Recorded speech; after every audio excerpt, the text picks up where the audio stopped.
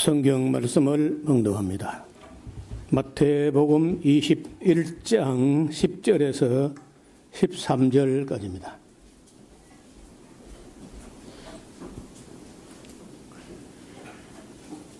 예수께서 예루살렘에 들어가시니 온 성이 소동하여 가로되 이는 누구뇨 하거늘 무리가 가로되 갈릴리 나사렛에서 나온 선지자 예수라 하니라. 예수께서 성전에 들어가사 성전 안에서 매매하는 모든 자를 내어 쫓으시며 돈 바꾸는 자들의 상과 비둘기 파는 자들의 의자를 둘러 엎으시고 저희에게 이르시되 기록된 바 내 집은 기도하는 집이라 일컬음을 받으리라 하였거늘 너희는 강도의 구려를 만드는도다 하시니라. 아멘. 찬양대 준비한 찬양 올려드립니다.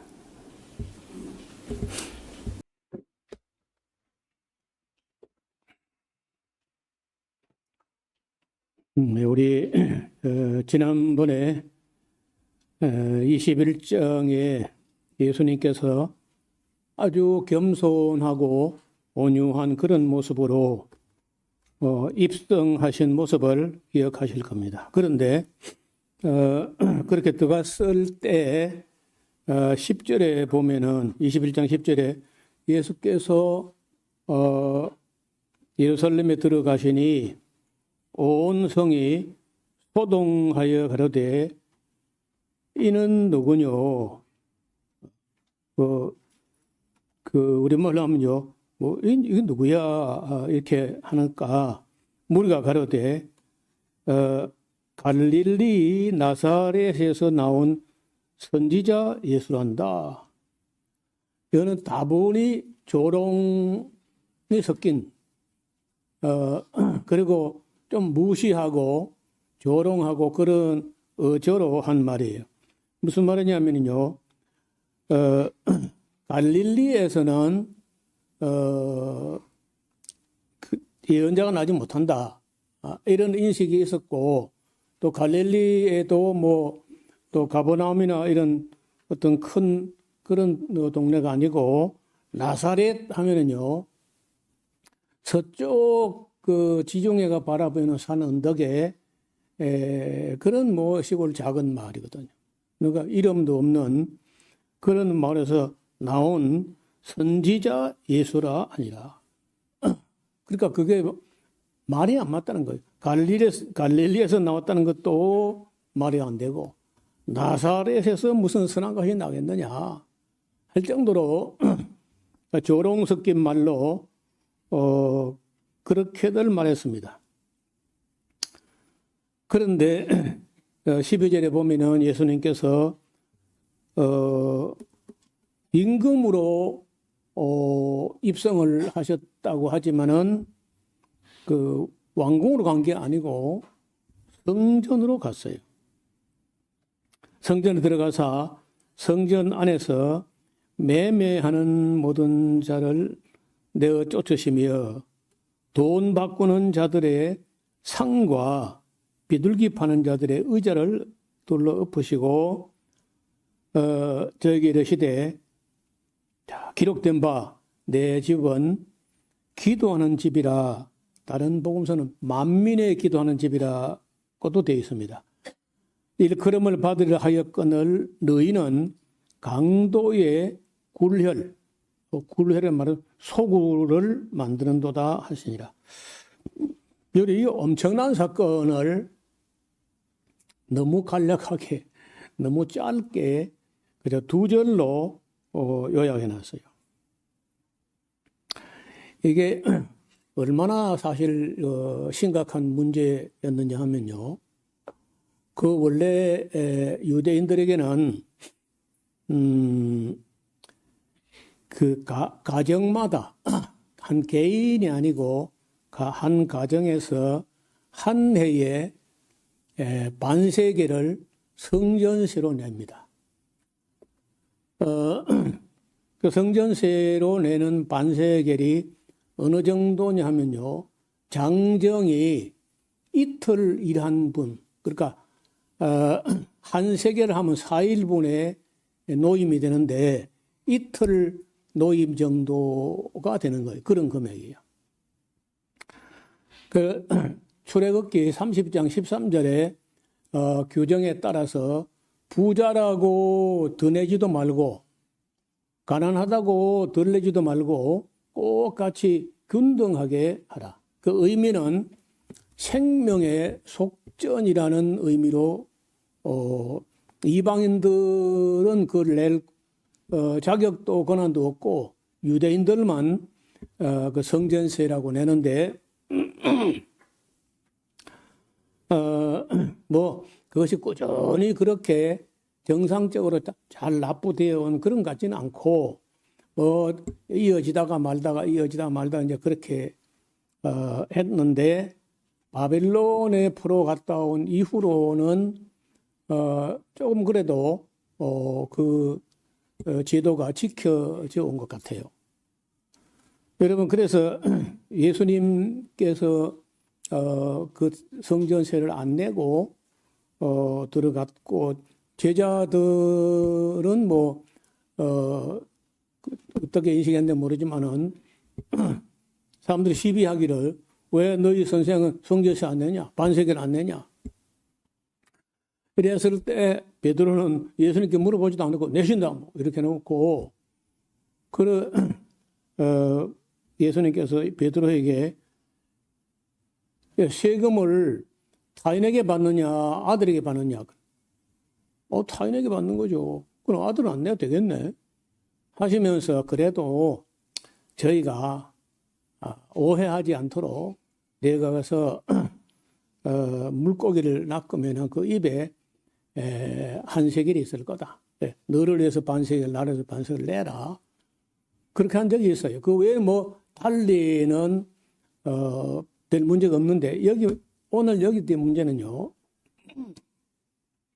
그 성전세를 낸 거는 잘못된 게 아닌데 이게 외국에서 로마 판도 내에서 온천에 흩어져 살고 있던 그런 경건한 유대인들이 모처럼 이게 그 6월절 명절을 지키고 하나님께 제사하기 위해서 왔단 말이에요.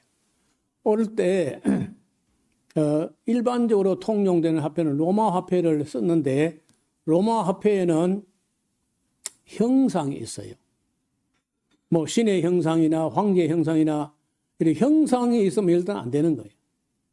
그래서 형상 없는 순은으로 통용될 수 있는 그 당시에 공인되는 그런 은화가 있는데 그게 두로에서 발행되는 공신력이 있는 은화.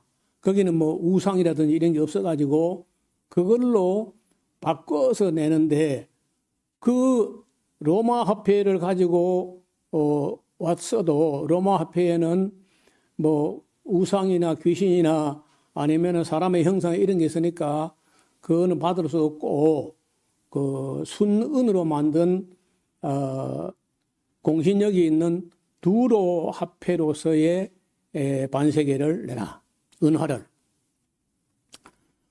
그런데 그 환전 수수료를 너무 많이 받는 거예요. 환전 수수료를 한번 조금 보실까요?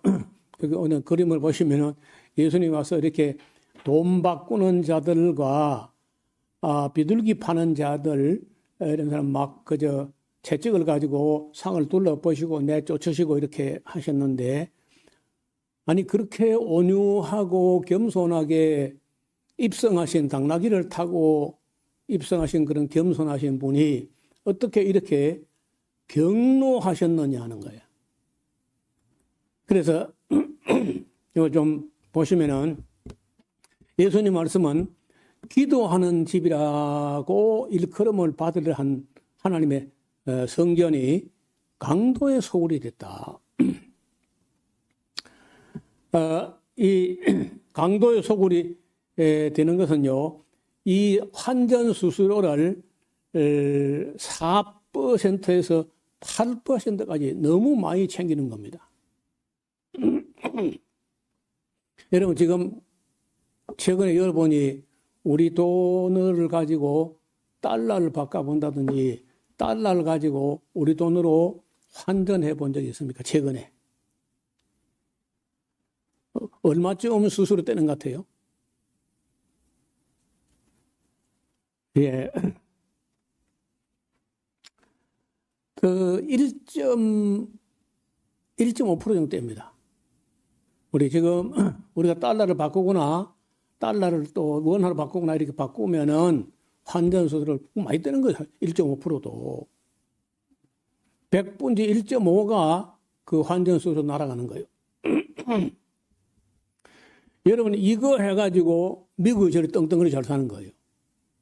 모든 무역의 기축통화가 물론 뭐 유로도 있고 엔화도 있고 있지만은 달러가 거의 뭐 80% 90%거든요.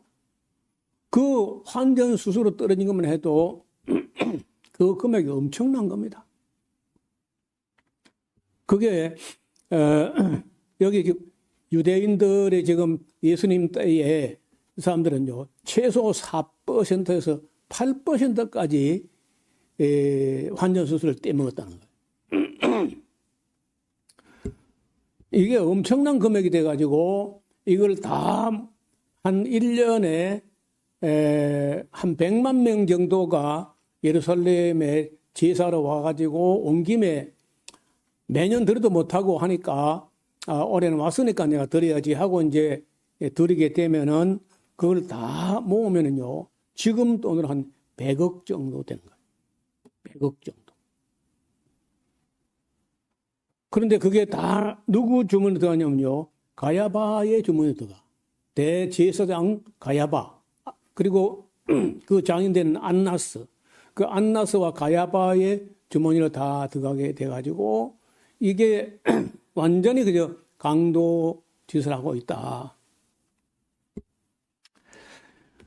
그것뿐 아니라 이제 그 반세겔 그 또 장정 그 이틀 분의 임금에 해당하니까 요즘 돈으로 하면은요 성전세가 한 30만 원 좀 되는 거예요.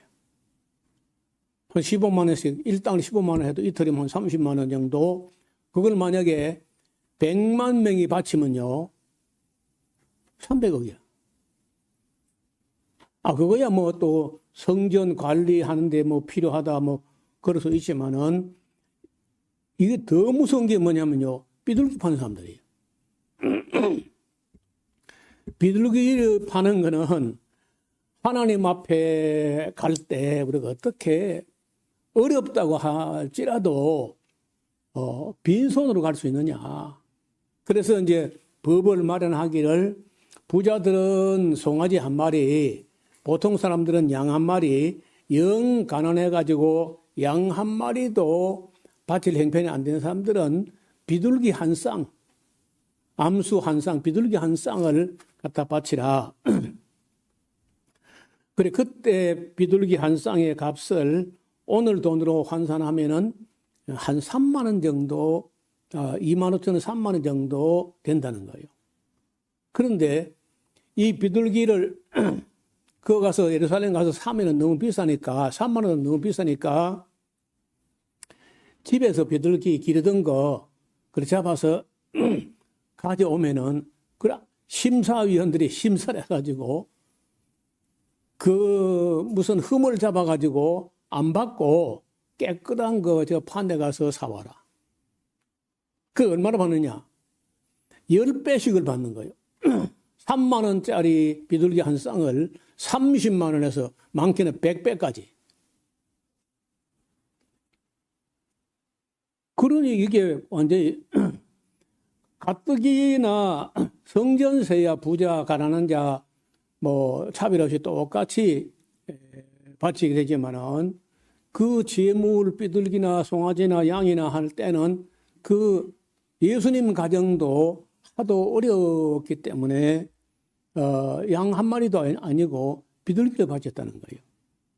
근데 그걸 이 사기꾼들이 도둑놈들이 10배씩이나 100배씩이나 해가지고 폭리를 취하니까 예수님께서 아주 뭐 그걸 예수님 이번에 처음 보는 게 아니고 예루살렘에 예수님께서 12살 정도 때까지 30살까지 한 한 18년, 한 20년 동안이나 계속 그 예루살렘 와서 봤거든요.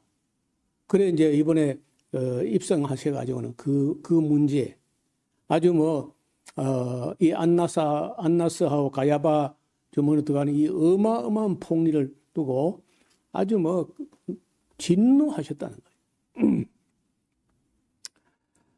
거예요. 이 사람들이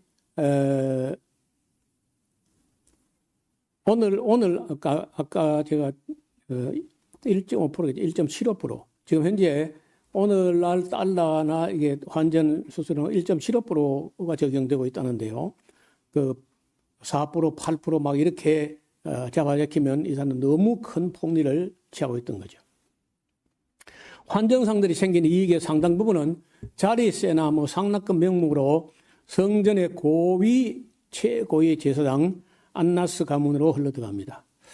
그래서 이 어마어마한 이윤이 이 성전을 강도의 구렬로 만들어 가지고 예배 국민들이 와서 하나님을 섬기고 제사하고 예배하고 기도하게 하는 게 아니라 그 재물 문제 때문에 마음이 팍 상해가지고 돌아가게 하는 이런 폐단을 예수님께서 보셨다는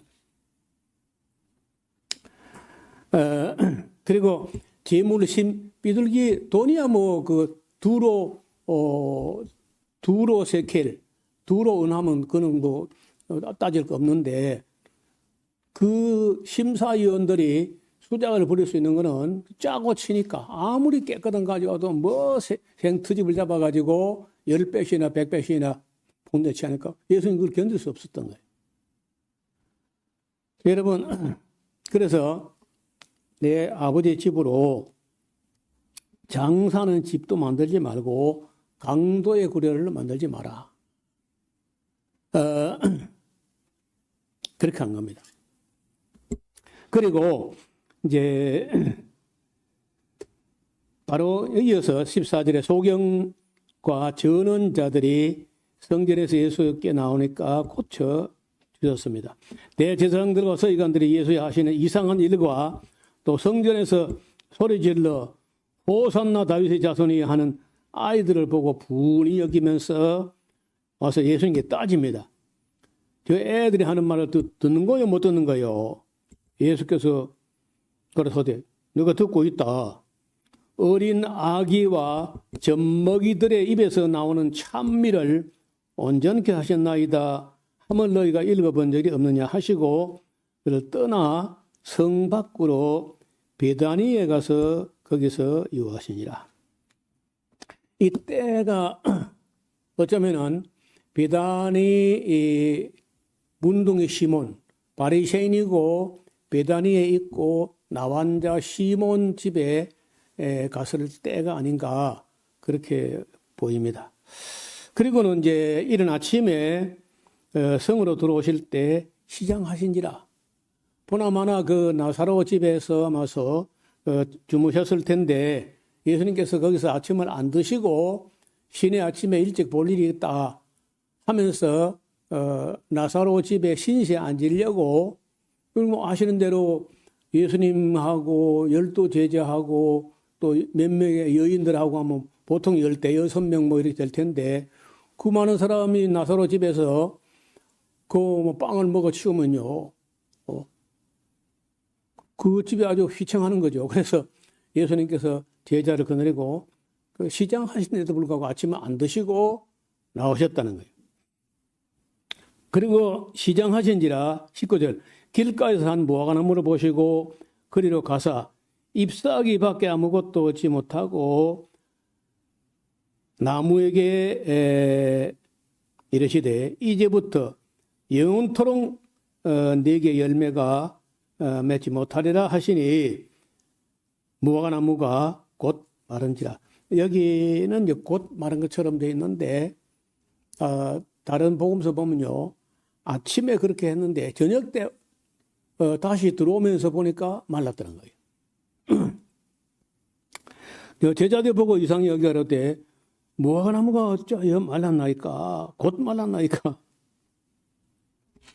예수께서 대답하여 가라사대 내가 진실로 너에게 이르노니 만일 너희가 믿음 있고 의심치 아니하면 이 무화과나무에게 된 이런 일만 할 뿐 아니라 이 산들어 들려 바다에 던지라 하여도 될 것이고 또 너희가 기도할 때 무엇든지 믿고 구하는 것은 다 받으리라 하시니라.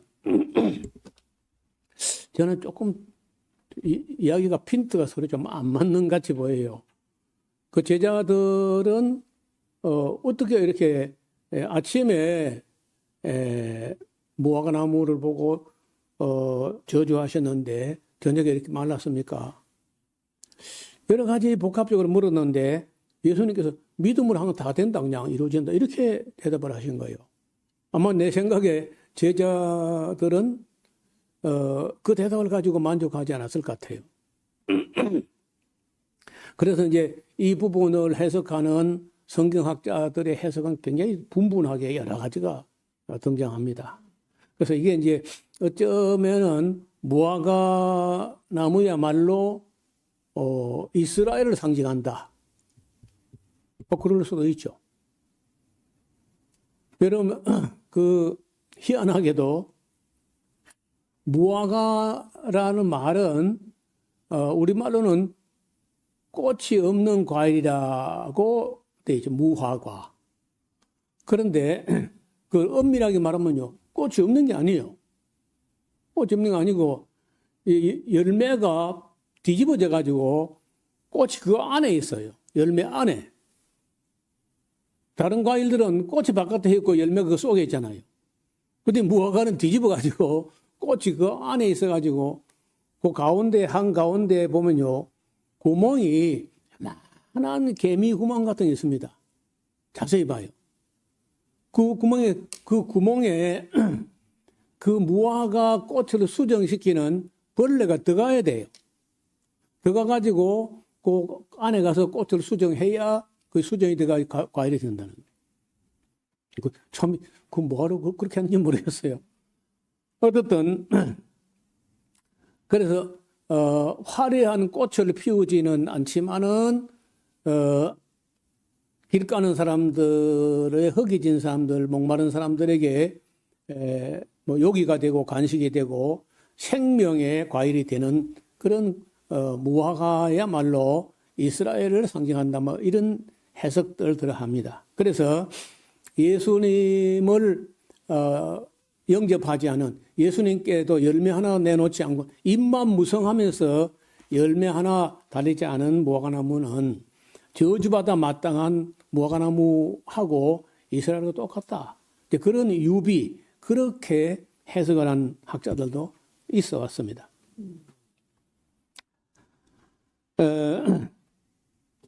그리고 23절에 예수께서 성전에 들어가 가르치시는데 대제사장들과 백성의 장로들이 나와 가로되 네가 무슨 권세로 이러냐 하는지 또 누가 이 권세를 주었는지 한번 말해보시오. 예수께서 대답하여 이러시되 그 묻는다고 해가지고 거기에 조조히 대답하면요, 그 묻는 사람은 똑같이 돼요. 그래서 물음을 받았을 때, 질문을 받았을 때 그 질문에 대답을 하지 않고 질문을 잘 바꿔서 되돌려주는 반문법. 이건 대단한 대화법인데 예수님께 아주 특이한 그런 대화법이에요. 나도 한 말을 너에게 물으리니 너희가 대답하면 나도 무슨 권세로 이르냐 한지 이르리라. 자, 세례 요한의 세례가 어디로서 온 거야? 하늘로서 온 것이냐? 사람의 제물 따라 한 것이냐? 저희가 서로 의논해 보더니 가로되 하늘로서라 하면은 왜 저를 믿지 아니하고 너희는 세례 안 받았냐 할 것이고, 만일 사람에게서라 하면은 모든 사람이 세례 요한을 선지자로 여기고 있으니까 백성들이 무섭다. 이래가지고 그 사람들이 대답하기를 우리가 알지 못하노라 하니 예수께서 가라사대 그래? 나도 무슨 권세로 이런 일을 하는지 너에게 이르지 아니하리라. 그럼 뭐 피장파장이잖아요. 그렇게 해서 그걸 끝나는 게 아니고, 그리고 이제 그 예수님 대답은 그걸 넘어서서 대답을 하시는 거예요. 대답 안 하셔도 되지만은, 그러나 대답하는 내용을 잘 들어봐야 돼요. 그러나 하면서 28절에 너희 생각이 어떠냐?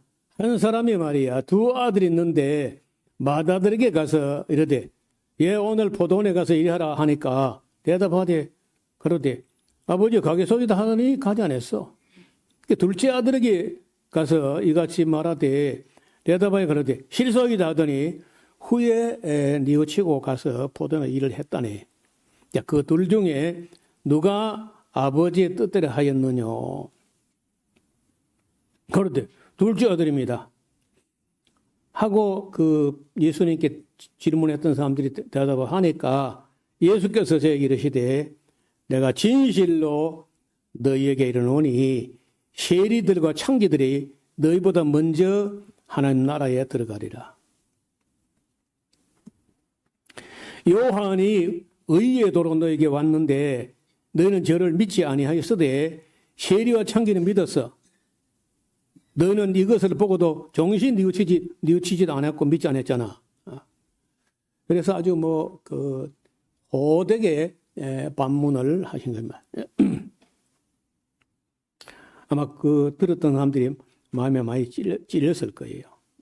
그리고 또 한 걸음 더 나가서 다시 한 비유를 들으라.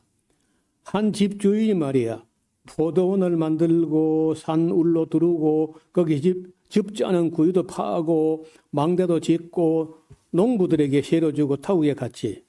그래서 실과 때가 가까우니까 그 실과를 받으려고 자기 종들을 농부에게 보냈다니까. 농부들이 종을 잡아서 하나는 심히 때리고 하나는 죽이고 하나는 돌로 쳤어. 다시 다른 종들을 처음보다 많이 보냈지. 그랬더니 저에게도 그렇게 했어. 후에 자기 아들을 보내며 가로되 저희가 내 아들이야 차마 그리 하겠나? 내 아들이야 공경하겠지 하였더니 그 못된 농부들이 그 아들을 보고 말이에요. 서로 말하되 야, 요 상속자니까 자 죽이고 그의 유업을 차지하자 하고 이에 잡아 포도원 밖에 내어 쫓아 죽였느니라. 그러면 포도원 주인이 올 때에 이 농부들을 어떻게 하겠느냐? 이런 폐부를 찌르는 짤막한 비유인데 저희가 말하되 이 악한 자들을 진멸하고 포도원은 제때 실과를 바칠 만한 다른 농부에게 세로 줘야 됩니다. 했더니 예수께서 가라사대 너희가 성경에 건축자들의 버린 돌이 모퉁이의 머릿돌이 되었나니 이것은 주로 말미암아 된 것이요 우리 눈에 귀하도다 함을 읽어본 적이 없느냐. 그러므로 내가 너희에게 이르노니 하나님의 나라를 너희는 유대인들은 빼앗기고 그 나라의 열매 맺는 백성이 받을 거야.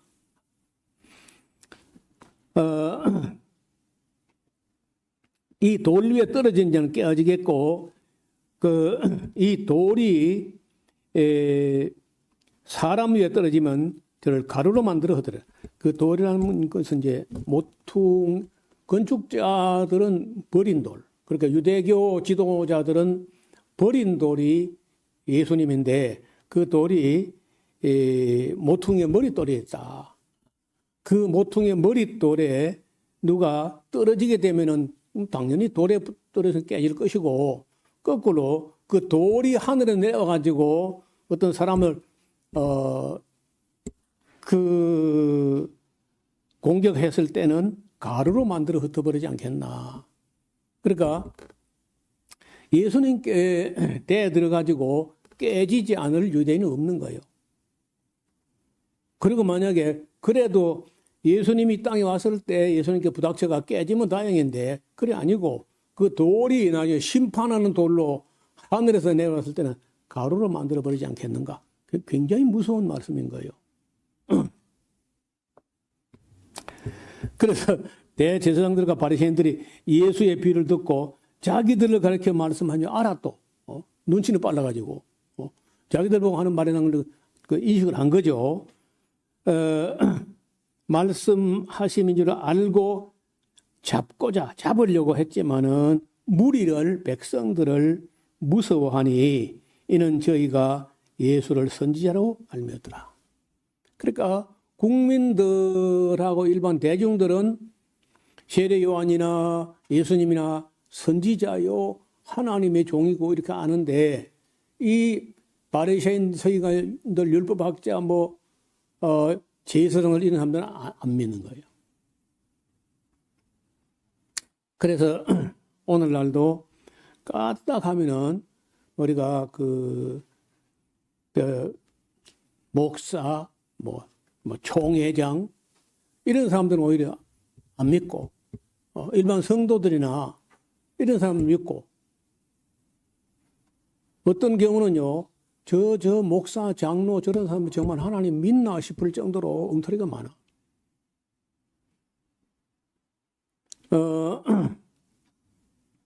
그래서 지금도 보면은 유대인들을 봐. 여러분 지금 현재 이제 시간 한번 나면 다 좀 언급할 마음인데 마태복음 24장 정도를 공부할 때 좀 언급할까 하는 생각을 합니다. 지금 유대인들은요, 이스라엘도 아니고 유대인도 아니야. 지금 유대인들은 백인들. 원래 유대인들은요, 백인이 아닙니다. 아브라함도 백인이 아니고, 이삭도, 야곱도, 12지파도 아무도 백인이 아니야. 그리고, 지금 이스라엘에 있는 모든 지도층 사람들은요, 거의 하나님도 안 믿습니다. 그 하나님 믿는 사람은 극히 소수가 몇 사람이 있는 것 뿐이고 대부분은 무신론자예요. 무신론자, 공산주의자, 사회주의자, 자본주의자, 시오니스트 이런 사람들이에요. 그래서 지금 이 싸움 난 걸 두고 이란도 문제고 이스라엘도 문제고 미국도 문제고 다 문제야. 하나도 옳지 않아요. 나는 볼 때 이란도 옳지 않고 이스라엘도 옳지 않고 미국도 물론 옳지 않습니다. 다 엉터리다. 다 엉터리니까 누가 그중에 하나라도 옳은 사람이 있으면 싸움이 안 납니다.